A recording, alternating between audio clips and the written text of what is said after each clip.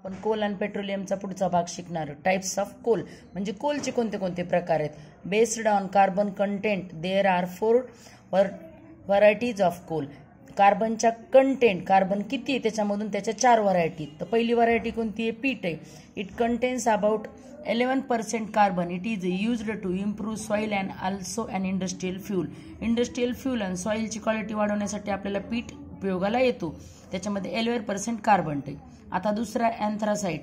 It contains about 96% carbon and it majorly used for heating.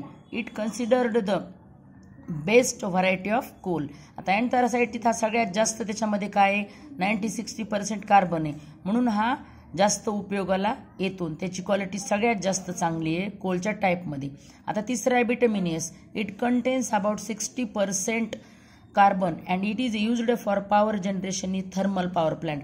Thermal म्हणजे आपल्या ज्या ठिकाणी वीज निर्माण करायची तर नुसतं पाणी असून उपयोगाचं नाही, त्या ठिकाणी आपल्याला कोळसा लागतो आणि त्या ठिकाणी बिटमिनस नावाचा कोळसा ज्याच्यामध्ये 65% कार्बन आहे तो यूजला येतो.